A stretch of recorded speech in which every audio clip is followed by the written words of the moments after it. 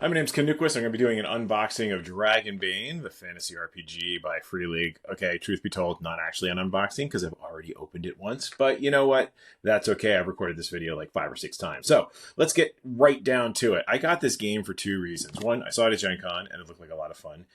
After all, it has duck people. They call them mallards, which are a playable race. I don't know. Mallard Assassins strikes me as being funny, but maybe I watched too much Darkwing Duck as a kid. Secondly, it's a Swedish role-playing game. And basically, it's to Swedes in the 1980s what D&D was to Americans. My family is Swedish. My grandfather came to America as a teenager, and so this is a unique way of getting in touch with my roots. So anyway, Dragonbane is based on it's a translation of Drakar och Dominar. Yeah, my family's from Sweden, but my grandfather never actually taught us any Swedish, so I don't actually know how to pronounce anything. Try that again. Drakar och Dominar? Anyway, hopefully that's good enough. It's Scandinavia's first and biggest tabletop RPG, originally launched in 1982. This is a new edition with one foot planted in that heritage of Swedish gaming and the other in innovative gaming stuff. That's paraphrased from the blurb from Free League Publishing, but let's get into the actual box, shall we? This is Dragonbane. This is the art that drew me in. I love the color scheme, the red, the green, the dragon looming over everything, right?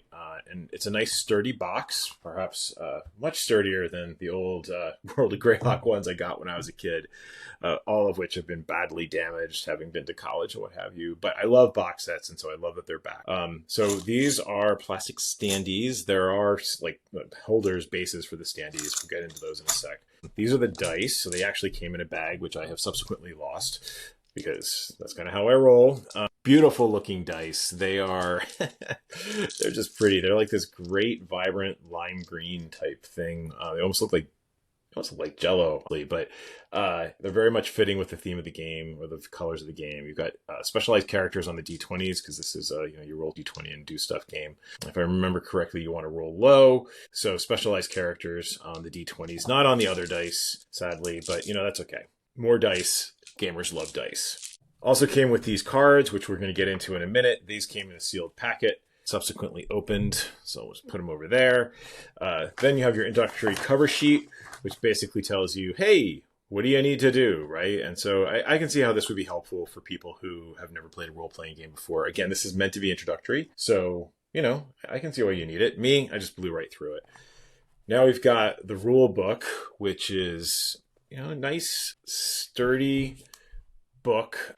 So you open it up. Again, got just great artwork. I love how it's not your standard Pathfinder or D&D 5e art. The green motif again plays throughout it.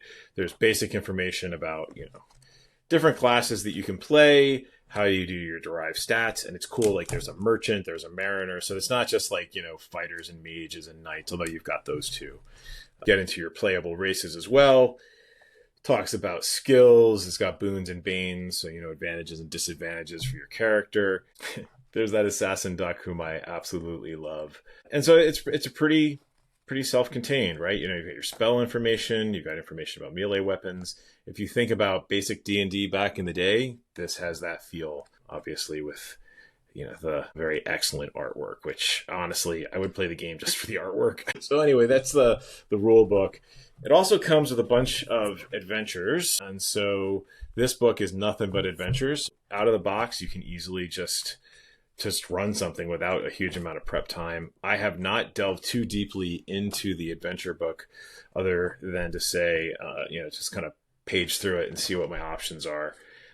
So far, it's looking pretty cool. Again, artwork carries over and layout carries over from the main rules. I like the fact that there's a whole built-in adventure that you can just pick it up and go with, or multiple adventures. Comes with a battle map, which, if you're thinking about this as a newbie-centric game, if I was going to play this with my kids when they were little, this would have gotten me everything I needed. There's also a map of the region. So this is... Excuse me while I unfold this. It's very evocative of the setting and of the artwork. And so this is the map of the Misty Vale. And I don't know, it's a pretty cool looking map. I think my kids would have been really excited about this when when they were younger. We played D&D instead. We said keep on the Borderlands, but I think this would have been an easy alternative instead. One of the coolest things, and was actually surprising when I went through this box the first time, is there's a solo adventure. So I think this is fantastic. I'd love to see this for more games. Because as a DM, a lot of times we're the ones who are reading through the rules, and we're the ones who are figuring out how this game actually works and how to put it all together. And when you do your session 0 with the players, everybody's kind of struggling with it a little bit. Having a solo adventure that's just part of the box set so that you can learn how to play the game and then go and do it with your players, I think is just fantastic. Again, I think an awesome tool as an introductory adventure, and it also guarantees that you as the player or as the dungeon master, you're going to get to play the game too, right? And so even if you can't get your players to play this right away, and you're waiting to play it at a con or something, you've got a solo adventure that you can run. So that is pretty cool. It comes with a bunch of character sheets. They are beautiful. I don't know that I would want to give them to my players because they just look so nice. But you know what? They're actually meant to be used, right? So that's okay. And then there's pre-gens. For when you're running the adventures as a DM, you can just boom. Use your pre-gens and go. I think I would probably make a copy of them rather than give them the actual ones. And then the aforementioned standees, right? So comes with miniatures, which is pretty cool. There are multiple sheets. Let's see, there's 2 sheets of standees. As you can see, I've started taking some of them apart. So we've got a variety of monsters, a variety of PCs and /NPCs. So that's pretty cool. I mean, I think it's on par with the current 5th edition starter set. I think might even be better just because it's nice. It's all just so nicely self-contained. You've got the rules. This is the game, right? So they came out with a monster manual recently to add stuff on, but you don't actually need any more than what's in this box set to run it. And I think that's pretty exciting.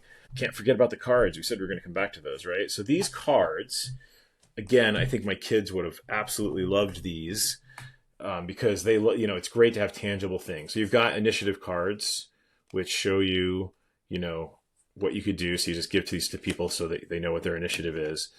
There are adventure cards, which have summaries of information. Have not really gotten into this particular piece yet. So I don't know if this is just kind of like the blurb that you give to them when the adventure starts, but that's pretty cool. Treasure cards, which like a wine bottle, it tells you, it basically has the rules included in these things. So there's like improvised weapons.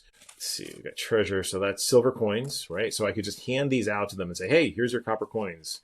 Here's your silver coins. Improvised weapons, patch of dirt, right? So you just, hey, I want to throw some dirt at someone. Okay, cool. If that's going to be a thing you're doing, these are the rules for patch of dirt.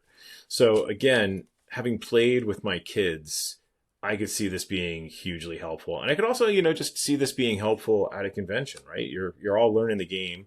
And so you lay out you just give people cards and they can roll with it.